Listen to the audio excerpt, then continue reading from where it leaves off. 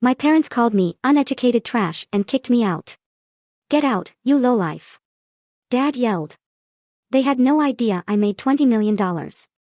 I just said, okay, and didn't argue. The next day, I moved into my Florida beach house. 3 weeks later. Can you imagine building a multi-million-dollar empire from nothing, pouring your heart and soul into it, only to be branded uneducated trash by your own father at his birthday dinner? That night, he kicked me out of his house, oblivious to the fact that I'd been quietly holding our family together financially for years. But oh, the look on his face 3 weeks later, that was a moment of pure, sweet vindication I'll never forget. Before I dive into how I went from being their secret financial safety net to being tossed aside like garbage, let me just say, if you've ever felt underestimated by the people who should believe in you the most, you're going to relate to this. Hit that like button and subscribe if you're with me. I grew up in this pretty standard, middle-class neighborhood in Columbus, Ohio. You know the kind, where the path was laid out: go to college, get a good job, settle down. My dad, William, he was an accountant, solid guy, worked at the same firm for 3 decades. And for him, college wasn't just a path to success, it was the only path. My mom, Patricia, an elementary school teacher, she just quietly echoed his sentiments. From the get-go, I knew I was different from my brother, Thomas, and my sister, Jennifer. They were happy to follow the blueprint. Me? Even at 10 years old, I had this entrepreneurial itch that just confounded my parents. While other kids were out playing tag, I was running an elaborate lemonade stand. We're talking multiple flavors, loyalty cards for my regulars, a full-on micro-business. By 13, I was fixing computers for neighbors, charging $20 an hour when the local repair shop wanted $75. But my parents? They just saw them as cute little hobbies. Amanda needs to focus on academics, my dad would grumble at dinner. These games won't pay the bills when she grows up. His words felt like a constant dismissive hum in the background of my childhood. High school was a balancing act. I kept my grades decent, enough to avoid lectures, but my real education happened after school, hunched over business books and devouring stories of entrepreneurs online. My siblings were all about clubs that'd look shiny on college applications. Me? I was busy launching an online store, designing and selling customized phone cases. I'm telling you, I made nearly $2,000 before graduation. Despite every fiber of my being screaming no, I enrolled in community college. Just to appease my parents, you know. But 1 semester. That's all it took. It felt like a cage. The structured environment stifled me, and the business professors. Bless their hearts, but they were teaching outdated concepts, often having never actually run a company themselves. When I finally worked up the courage to tell my parents I was dropping out, that argument. It lasted days. You will throw your life away. My dad's face was beet red, practically vibrating with anger. No child of mine will be a college dropout working minimum wage jobs forever. His words were like a physical blow. But my decision was made. At 19, with just $2,000 saved from my various hustles, I walked away from college, into the unknown. Those first few months after dropping out. Brutal doesn't even begin to cover it. I snagged this tiny studio apartment in a neighborhood where, let's just say, you definitely didn't do laundry after dark. My diet was pretty much ramen noodles and whatever I could find in the discount bin at the grocery store. I was working 18-hour days, literally building my e-commerce platform from the ground up. My first 3 business attempts. Total duds. Epic fails. I lost money on a dropshipping idea when suppliers sent me nothing but defective junk. My social media management service. It imploded because I underpriced my work so badly that I burned out trying to juggle too many clients. And my handmade jewelry project. Adorable, but it just couldn't scale beyond selling a few pieces at local craft markets. Each time, it stung. It really did. But you know what?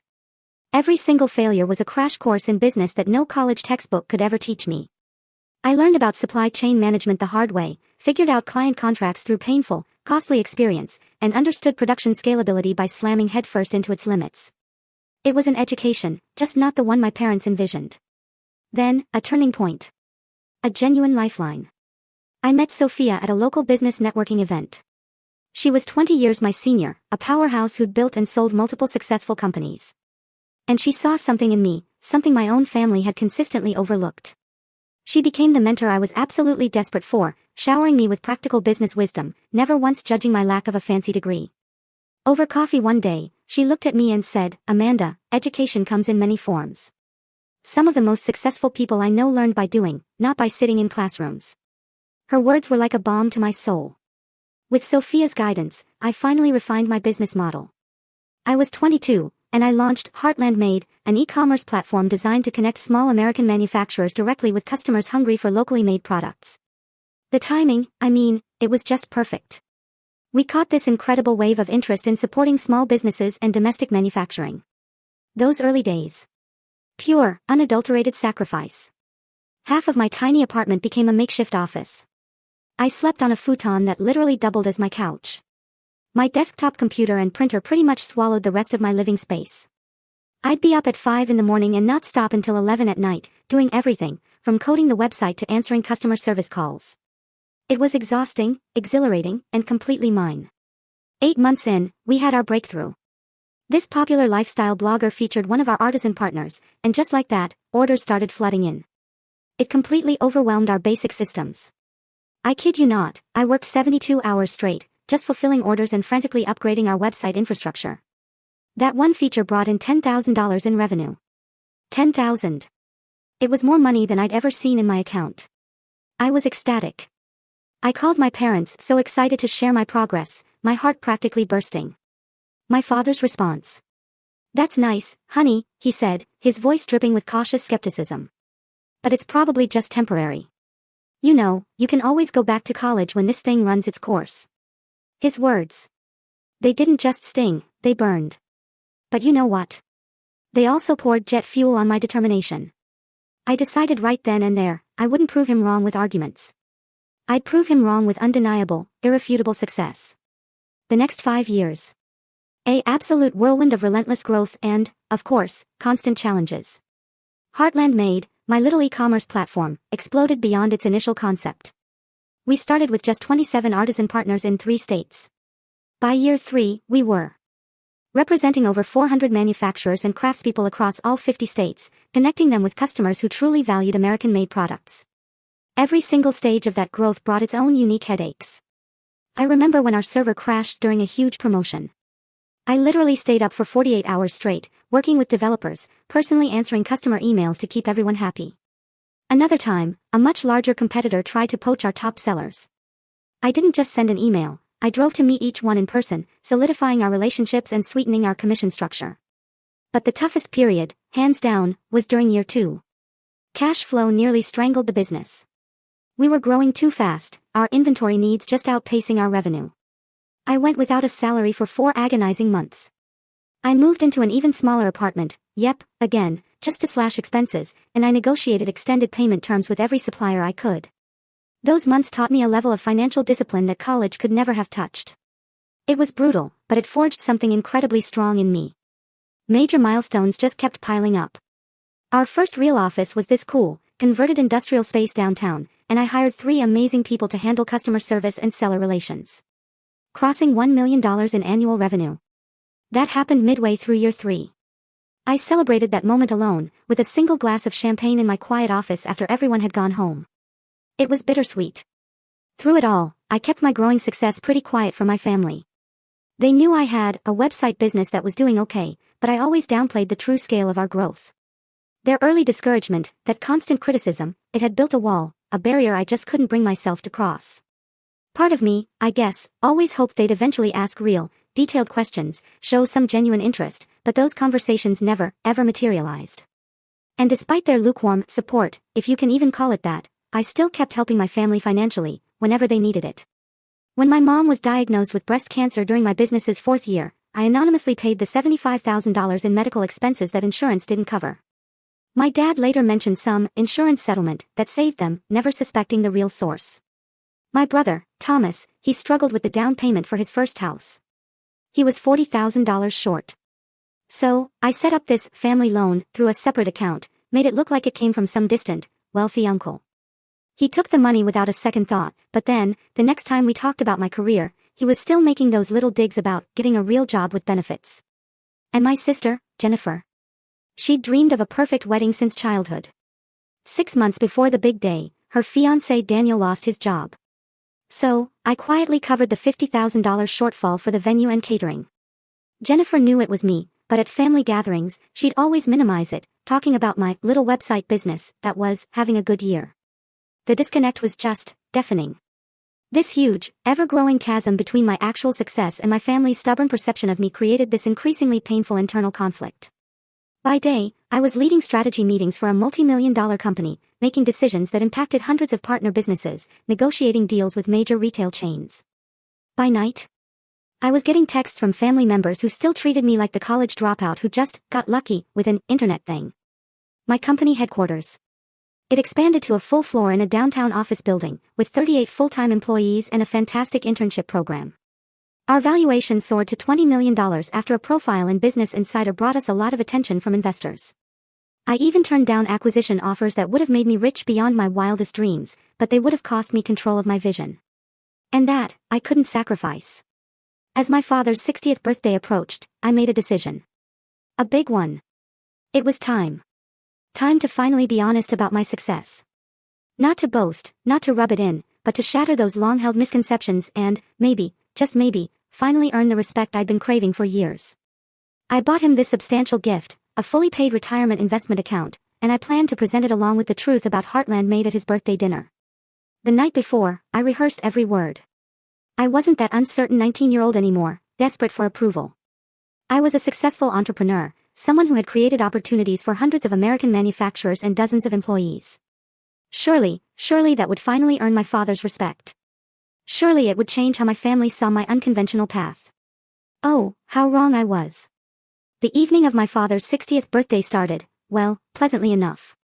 Their house was exactly as it had been my entire childhood. Same furniture, same family photos on the walls. The only new thing was this huge TV my brother Thomas bought them for Christmas, prominently displayed, almost screaming, "I contribute financially." My mom greeted me with her typical restrained affection, a quick hug, a pat on the back. "You look nice, Amanda. Did you cut your hair?" It was the same haircut I'd had for 3 years, by the way.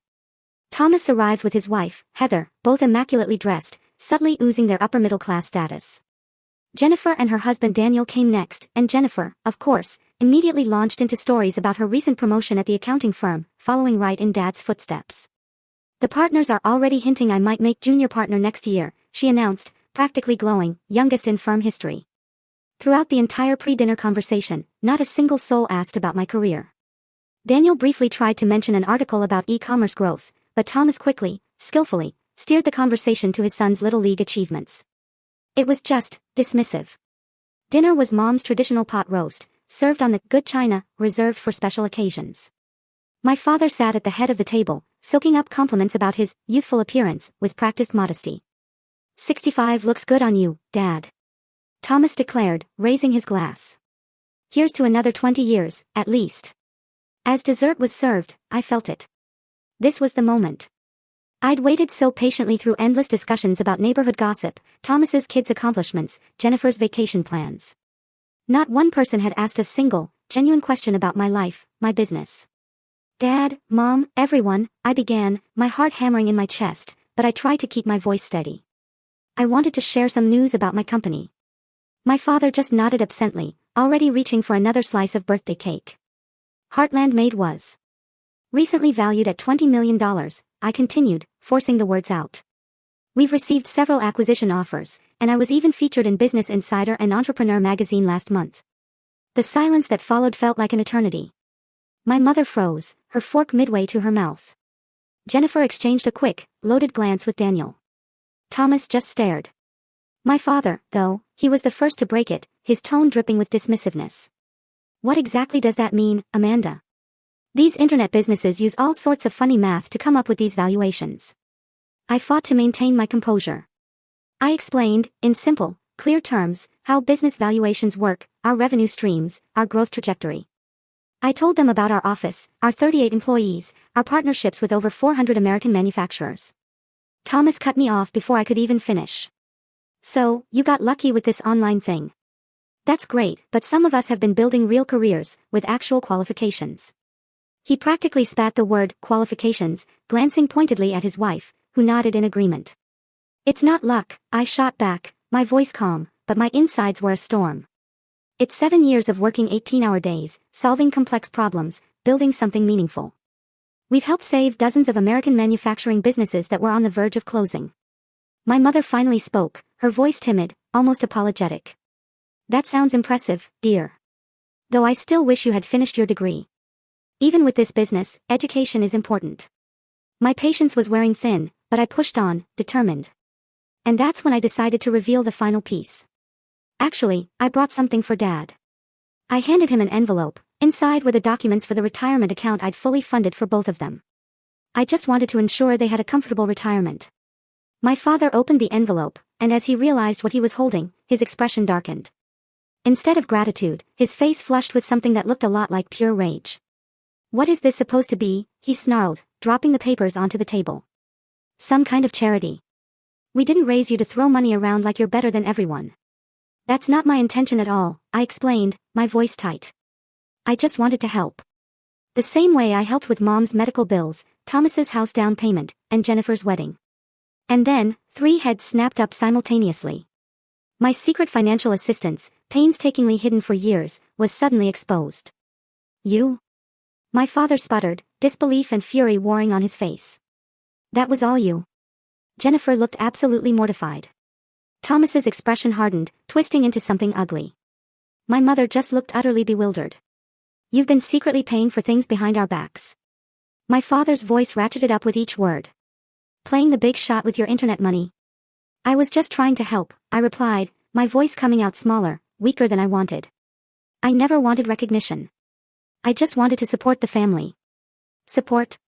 Thomas interjected, his eyes narrowed. "By making us feel like charity cases. Some of us work honest jobs with actual degrees, not getting rich quick with online schemes." "It's not a scheme," I insisted, feeling the entire conversation spiraling wildly out of my control. "I built a legitimate business that helps American manufacturers reach customers. We employ dozens of people with good salaries and benefits." My father stood up abruptly, his napkin fluttering to the floor. "You drop out of college against our advice. Disappear into your little internet world. And now you come back throwing money around like you have all the answers." "That's not what I'm doing," I protested, fighting desperately to keep my voice steady. "You think your money makes you successful?"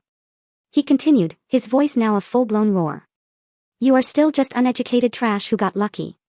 Anyone can get lucky." The room fell into a terrifying silence. My mother gasped softly, a faint sound, but she said nothing, not a single word in my defense. Thomas looked down at his plate, a faint, ugly smile playing at the corner of his mouth. Jennifer looked torn, a mix of embarrassment and agreement. "William," my mother finally whispered, too late, too quietly to matter. "No." My father continued, now fully enraged, truly seeing red. "I've worked my entire life the right way. I got an education, built a respectable career, raised a family. I will not be shown up in my own home by my dropout daughter." I stood up slowly, deliberately, gathering my purse. My hands were shaking.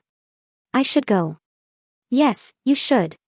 My father spat, his words like venom. "Get out of my house, you lowlife. Your money doesn't make you part of this family. We have standards." His words hit me like physical blows, each one a fresh wound. I looked at each face around that table, desperately searching for an ally, any sign of support, any glimmer of humanity. There was none. "Happy birthday, Dad," I said, my voice barely a whisper, walking toward the door with every ounce of dignity I could still muster. No one followed. No one called after me. Just the heavy silence of rejection. I stumbled into my car, my hands shaking so violently I could barely grip the steering wheel. As I pulled away from the house I'd grown up in, the place that was supposed to be safe, I knew it. Something fundamental had shattered, something that felt utterly beyond repair. The drive back to my hotel was a blur of flashing streetlights and hot, angry tears. I actually had to pull over twice, my emotions so raw they completely overwhelmed my ability to drive. The cruel irony of it all hit me then, a sharp, bitter pang. Here I was, the owner of a multi-million-dollar company, yet I was spending the night in a sterile hotel room in my own hometown because my own family's house was no longer open to me. In that quiet, impersonal room, I replayed every agonizing moment of the dinner. Every word, every icy glance. Had I been too forward? Too proud? Had I completely misread our family dynamic all these years? The financial help I'd poured into them, the hundreds of thousands of dollars, now felt like a desperate, foolish attempt to buy the approval I clearly could never earn through my achievements alone. I pulled out my laptop, my fingers trembling, and started documenting every single cent I had given my family over the years. The list, you guys, it was staggering. $75,000 for my mom's cancer treatment, paid directly to the hospital, no questions asked. $120,000 for my brother Thomas's house, not just the down payment, but renovations he'd asked for later. $50,000 for Jennifer's perfect wedding, including the venue, the catering, and the honeymoon she never even knew I funded. And that's not even counting the countless smaller expenses, my father's $22,000 car repair last winter, my mother's $35,000 kitchen renovation, all the Christmas gifts, birthday presents, emergency funds. Everything quietly handled through accounts designed to completely obscure their source. Nearly $300,000 in total. $300,000. And that doesn't even include the retirement account my father had just flung back at me. Money I never expected to be repaid, given freely, out of genuine love, for a family that had just casually, brutally, called me trash. Around midnight, my phone lit up with a text from Jennifer. Dad is still upset, but he'll get over it. You know how he gets when his authority is challenged. My stomach churned. No apology. No acknowledgement of the horrific thing said, the venom spat at me.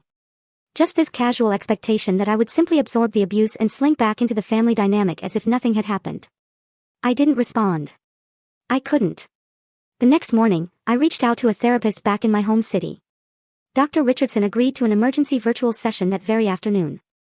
Family wounds cut deepest, she observed after I recounted the brutal dinner, especially when they target the very things we've worked hardest to overcome. Over the next few days, Dr. Richardson helped me unravel the complex, twisted dynamics at play.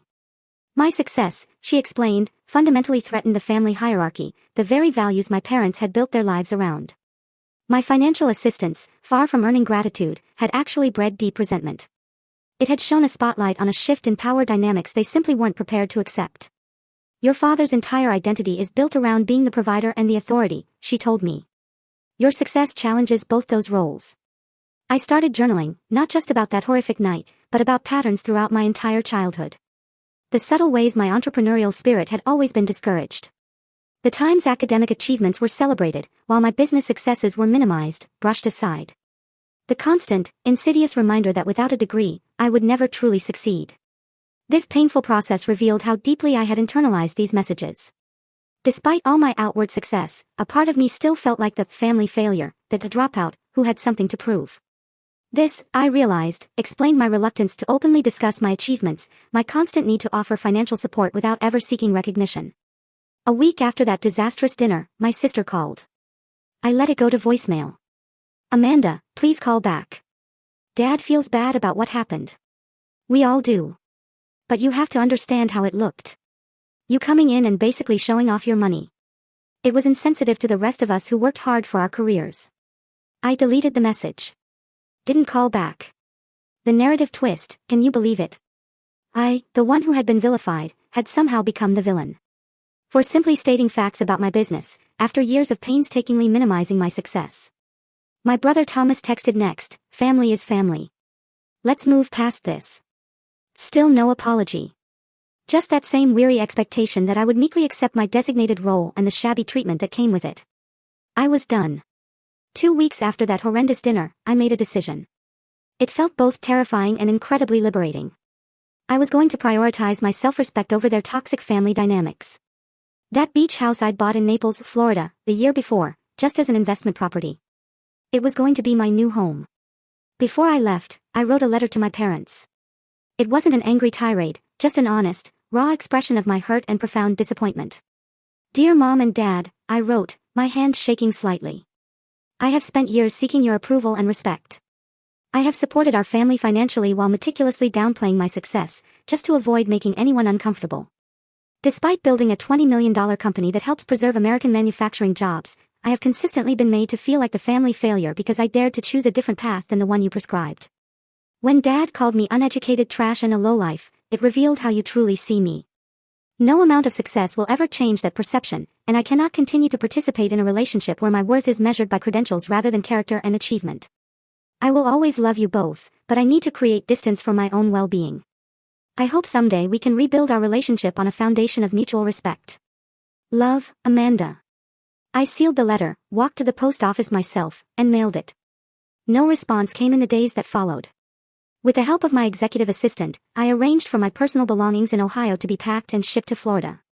I told her to donate most of my furniture and clothing to local charities. I wanted a fresh start, minimal baggage, both literal and figurative. My company was designed to run remotely, with only occasional trips back for important meetings. The leadership team I'd painstakingly built over the years was strong enough, capable enough, to handle day-to-day operations without my constant physical presence. As I boarded the plane to Florida, a complex cocktail of grief and profound freedom washed over me. The family I had tried so desperately to please, the one I had poured so much into, was now behind me. But so, too, was the crushing burden of seeking an approval I now knew I would never receive. Naples, Florida, greeted me like a warm embrace. Sunshine, salt-scented air, such a stark, beautiful contrast to the gray Ohio winter I'd fled. My beach house, this modern, two-story marvel with floor-to-ceiling windows overlooking the Gulf of Mexico, sat on a quiet stretch of shoreline. I'd bought it as an investment, only visited twice for brief vacations, so at first, it felt impersonal, like an upscale hotel, not a home. The decor was attractive, but soulless, chosen by the real estate agent. Making this house truly mine became a form of therapy. I started in the primary bedroom, ditching the generic beige bedding for handcrafted quilts from one of my heartland-made artisans in North Carolina. The mass-produced art came down, replaced with original pieces from emerging American artists I'd discovered through the business. Every morning, I woke to the sound of waves and the vibrant sight of authentic creativity surrounding me. The kitchen was next. Open shelving to proudly display handmade pottery from our Vermont and New Mexico partners.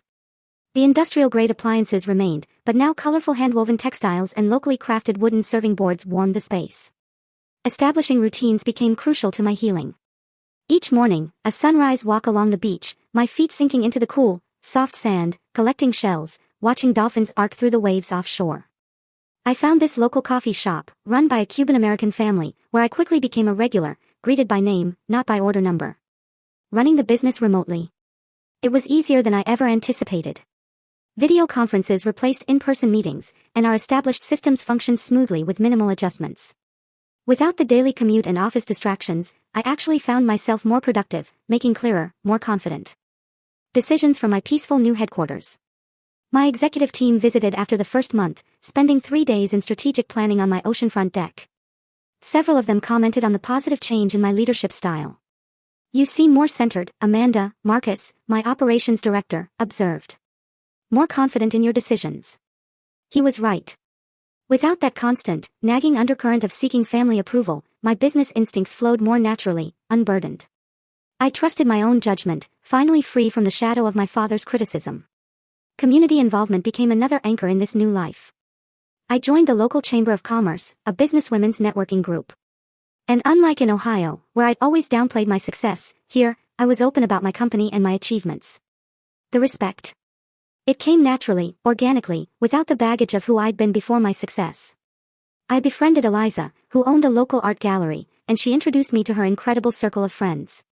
These were accomplished women in their 30s and 40s who valued each other for their present achievements, not some archaic past credentials.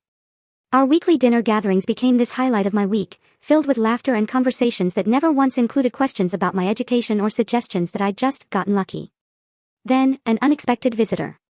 About 3 weeks into my Florida residence, my brother Thomas showed up, unannounced, at my door one Saturday afternoon. "Nice place," he said, whistling, surveying the breathtaking ocean view from my living room. "Really nice." His presence was jarring, a stark intrusion in my new sanctuary. He looked utterly out of place in his button-down shirt and pressed khakis amidst my casual coastal decor. "What brings you to Florida, Thomas?" I asked, not bothering to offer him a drink or a seat. "Family," he replied, flashing that same confident, charming smile he'd used to manipulate our parents since childhood. "And, well, I could use some advice about an investment opportunity. Maybe a loan to get in on the ground floor." Some patterns, I realized, were just too predictable to be surprising. Without my parents as an audience, his pretense dropped quickly. This was a financial visit. Nothing more. "I'm not making any loans to family members anymore," I said, my voice firm, unwavering. "That chapter is closed." His expression hardened. "So that's how it is. You move to your beach mansion and forget where you came from. Dad was right about you." "Dad called me uneducated trash and kicked me out of his house," I reminded him, my voice flat. "Is that what you came here to reinforce?" Thomas backpedaled quickly, awkwardly. "He didn't mean it like that. You know how he gets. Family fights happen." "That wasn't a fight, Thomas," I countered. "It was a revelation. Now, if you'll excuse me, I have plans this afternoon. I showed him out. Afterward, I sat on my deck, watching the waves, surprisingly unshaken by the encounter. The boundaries I was setting, painful as they were to implement, felt absolutely right. That evening, I made another significant decision. I contacted my lawyer and established an anonymous scholarship fund at the community college I had briefly attended. The Amanda Wilson Entrepreneurship Scholarship would provide full tuition and mentorship to 5 students annually who demonstrated genuine entrepreneurial potential but lacked traditional academic advantages.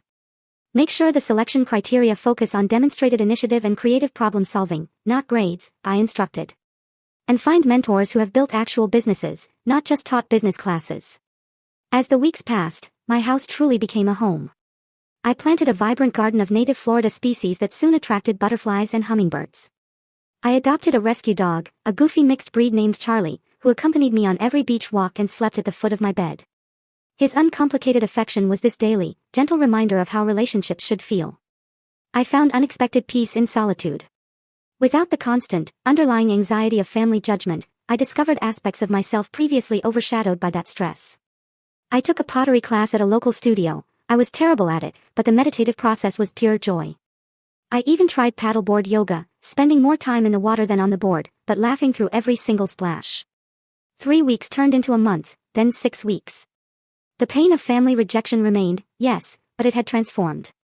It was less acute now, more like an old injury that occasionally ached rather than a raw, gaping wound. I was building something entirely new here, not just a beautiful house, but an authentic life, aligned with my values, not someone else's expectations. Then came the twist, the utterly unexpected development that would bring my family story full circle in ways I never could have anticipated. The Naples Business Journal wasn't something I typically read, but Eliza texted me early one morning, page 3. You are going to want to see this. There it was, a feature article profiling local business owners making an impact beyond Florida. And right there, on my deck, with the shimmering Gulf of Mexico behind me, was my photo, under the headline, E-commerce innovator brings multi-million-dollar business to Naples. The journalist had done her homework, detailing Heartland Mate's growth from a startup to a $20 million valuation, our impact on American manufacturing, and my new entrepreneurship scholarship foundation. It painted a picture of success far more comprehensive, far more public, than anything that had ever appeared in my hometown media. I didn't authorize this, I told Eliza when she called, congratulating me. Public records, she explained. Property transfers, business registrations. Once they knew you were here, the rest was easy to piece together. Besides, it's a great article. She was right. It was well-researched, flattering, and focused purely on business accomplishments. I didn't think much more about it until the following week, when my phone started absolutely blowing up with social media notifications. The article had been picked up by several larger business publications, then shared extensively through LinkedIn and Facebook. Suddenly, former high school classmates remembered our friendship. Teachers had always seen my potential. But the most surprising messages were from small business owners in my hometown, thanking me, saying I'd inspired them. You inspired me to finally launch my business, one former classmate wrote. If you could build something so substantial without a fancy degree, maybe my idea has merit too. And then the local newspaper in my hometown ran a condensed version of the article. Their angle. Local entrepreneur makes national impact. The irony, you guys, it was not lost on me. The same community that had subtly reinforced my parents' disappointment now celebrated me as a hometown success story. Through this insane ripple effect of publicity, my family inevitably discovered the full extent of my success. The first sign. A friend request from my cousin Susan, followed by several other extended family members who'd shown zero interest in my life before. Then, the text from my mother. Saw the article about your company. Very impressive, dear. Dad and I are so proud. Proud? There was no mention of his cruel words, no acknowledgement of the gaping rift he'd created. Just a casual claim of pride that had been notably, painfully absent when I sat at their dinner table. My father's voicemail arrived the next day, his tone artificially jovial, almost sickeningly so. Amanda, big news about your company in the paper. Always knew you had it in you. There seems to have been a misunderstanding last time we spoke. Call me back when you can. A misunderstanding. That's how he characterized calling his daughter uneducated trash and ordering her out of his house. Unbelievable. 3 days later, my mother texted again. We're thinking of visiting Florida next month. Would love to see your new place. Let us know if that would work for you. The message landed like a lead stone in my stomach. 6 weeks of careful healing, of painstakingly building a new life, free from their judgment. And now they wanted to simply appear at my doorstep as if nothing had happened. I didn't respond immediately. Instead, I scheduled an emergency session with Dr. Richardson. You have several options, she advised, listening patiently to my concerns. You can decline the visit entirely. You can agree, but set strict boundaries about what you will and will not discuss. Or you can see this as an opportunity for honest conversation that might lead to healing, though that requires their willingness to acknowledge the harm done. After careful, deep consideration, I texted my mother back. You and Dad are welcome to visit, but we need to have an honest conversation about what happened at his birthday dinner before we can move forward. Please let me know if you're open to that kind of discussion. Her response came quickly. Of course, dear. We just want to put this behind us and be a family again. The phrasing troubled me, that desire to put this behind us without actually addressing it directly. But I confirmed dates for their visit the following month. As the day of their visit crept closer, I prepared, both practically and emotionally. I arranged for them to stay in a nearby hotel, a non-negotiable step to preserve my personal space. And with Dr. Richardson, I role-played those difficult conversations, practicing setting boundaries without slipping into defensiveness. My parents arrived on a sunny Tuesday afternoon. I met them at a beachfront restaurant for lunch, a public setting, strategically chosen to moderate the initial interaction. They looked smaller, somehow less intimidating than they had in Ohio. My father's usually confident posture seemed diminished. My mother seemed more nervous than I remembered. They were both dressed formally, almost stiffly, despite the casual coastal setting, my father in a button-down and slacks, my mother in a structured dress more suited to church than a beachside eatery. This place is something else, my father said, gesturing vaguely at the turquoise water through the restaurant windows. You've done well for yourself, Amanda. That slight emphasis on for yourself didn't escape me, the implication that my success existed somehow apart from family values. Thank you, I replied, simply, not bothering to fill the awkward silence that followed. My mother, bless her heart, jumped into small talk about their flight, the weather, how different Florida was from Ohio. I responded politely, but I didn't help carry the conversation. I just couldn't. Finally, after our food arrived, my father cleared his throat. About what happened at my birthday dinner, things got a bit heated. You called me uneducated trash and a lowlife, I stated calmly, my gaze steady on his. You told me to get out of your house and that my money didn't make me part of the family. His face flushed deep red. I was surprised by the news about your business, he said, stumbling over the words. It caught me off guard. I may have overreacted. It wasn't an apology, it was an excuse. I need to understand, I continued, holding his gaze. Was that reaction about me sharing my success, or about learning I had been helping the family financially? Both, my mother interjected, her voice tight. It felt like you were showing off. Like you were saying you're better than us now. I never said or thought that, I replied, my frustration rising. I spent years hiding my success just to avoid making anyone uncomfortable.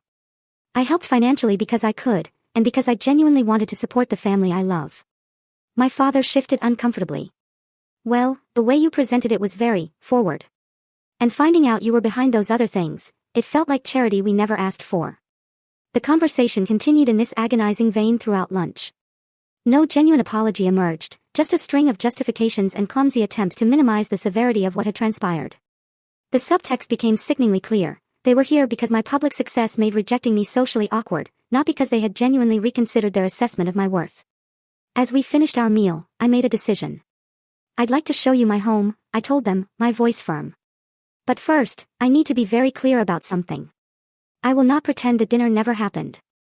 I will not accept being called names or having my choices denigrated. If you want a relationship moving forward, it has to be based on mutual respect. They exchanged glances, a moment of loaded silence, before my father nodded stiffly. That seems reasonable. When they arrived at my beach house later that afternoon, their expressions, as they took in the expansive ocean view, told me everything. This tangible, undeniable evidence of my success was impossible to dismiss or minimize. The $20 million valuation was no longer an abstract number, it was manifested in beachfront real estate and tasteful luxury. This is quite something, my father managed, his voice tight, almost grudging. Would you like a tour? I offered, my own voice surprisingly calm.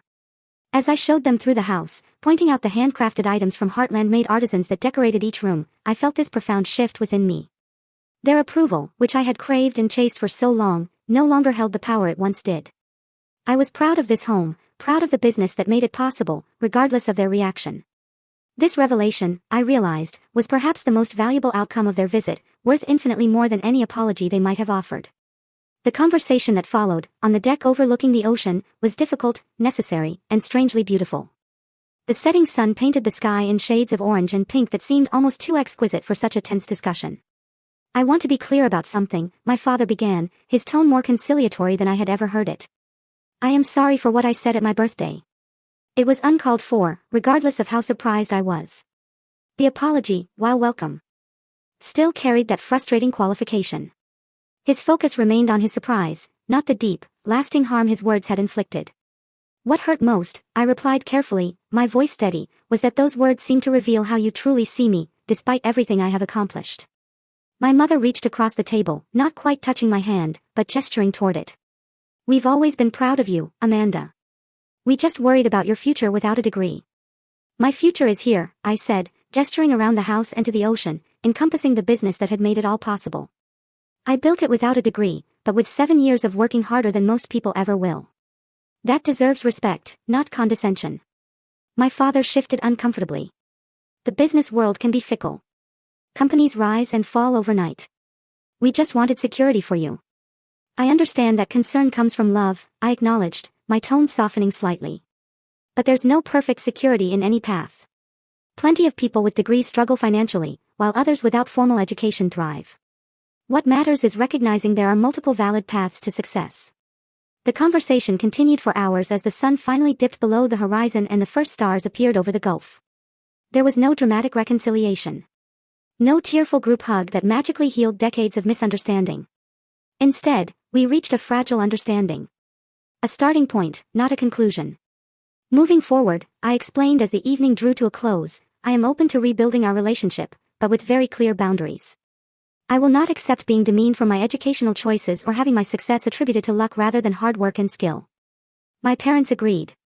Though I sensed my father's deep reluctance in his tight smile and the careful way he qualified his responses, my mother seemed more genuinely receptive, perhaps recognizing for the first time the painful role she had played in enabling family dynamics that had caused so much pain.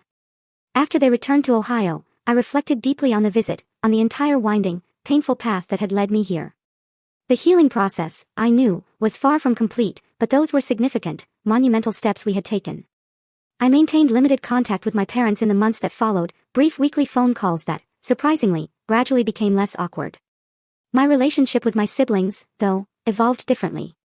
Jennifer eventually, finally, offered a genuine apology for her role in the family dynamics, and slowly, cautiously, we've begun to rebuild a connection based on adult friendship, not those old childhood patterns. Thomas. He remained distant, occasionally sending holiday greetings, but making absolutely no real effort to understand or acknowledge the harm he'd done. My personal healing journey continued with regular therapy sessions. Dr. Richardson, my incredible therapist, helped me recognize how deeply that family trauma had shaped my approach to business and relationships, creating these ingrained patterns of seeking validation through achievement and financial generosity. "Success is not a substitute for self-worth, Amanda," she reminded me, her words hitting home every time. "And family approval cannot be purchased, no matter how much you give." This profound insight liberated me. It led me to establish clearer, firmer boundaries in all my relationships. I became more comfortable discussing my accomplishments without minimizing them. I learned to give from a place of genuine generosity, purely because I wanted to, rather than as some desperate attempt to buy acceptance. The Entrepreneurship Foundation became a central focus of my philanthropy. Beyond just funding scholarships, I developed a mentorship program, pairing successful entrepreneurs, especially those without traditional credentials, with promising students facing similar challenges. Witnessing their growth, their burgeoning success, brought a satisfaction deeper and more fulfilling than any family approval ever could have provided. My friend circle in Naples expanded, creating this incredible chosen family, built on mutual respect and genuine connection. Our weekly gatherings became a source of pure joy and belonging, a warmth I had never experienced in Ohio. These relationships, freely chosen and lovingly maintained, taught me what healthy support truly should feel like. The beach house, my sanctuary, transformed completely over time. Every room now reflects my authentic taste and values, not some generic luxury. The garden flourished with native plants, a buzzing, fluttering haven for wildlife.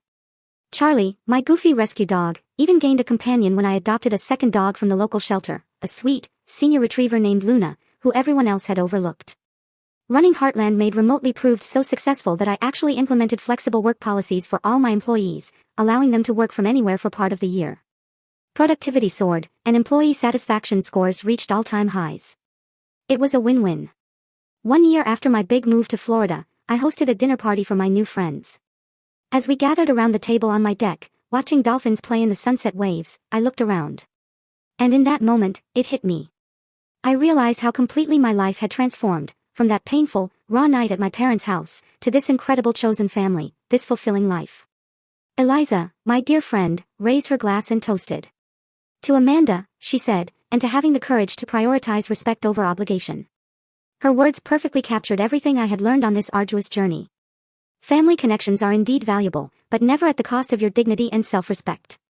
Success cannot be measured solely by degrees or traditional achievements, but by the lives we touch and the positive impact we create. Most importantly, I learned that true forgiveness doesn't require forgetting, or continuing to accept harmful treatment. True forgiveness is this powerful, internal process of releasing anger and resentment, while still maintaining the firm, healthy boundaries that protect your well-being. My story is still unfolding, of course, as all our stories are. The relationship with my parents continues to evolve, sometimes progressing, sometimes regressing to those old, ingrained patterns. But I maintain my boundaries with compassionate firmness, accepting that complete understanding may never come. And I absolutely refuse to compromise my self-worth in seeking it. If my experience offers any wisdom worth sharing, it's this: your value is not determined by others' perceptions, especially those clouded by outdated beliefs or expectations. Success comes in countless forms, often the most unexpected ones. And sometimes, the most painful rejections lead to the most authentic and fulfilling paths forward. So, I want to hear from you. Have you ever had to choose between family expectations and your own true path? Did you face criticism for taking an unconventional route to success? Share your experiences in the comments below. Remember to like this video and subscribe if this story resonated with you, and hit that share button to help others who might be struggling with similar family dynamics. Thank you for listening. Take care, and good luck on your own journeys.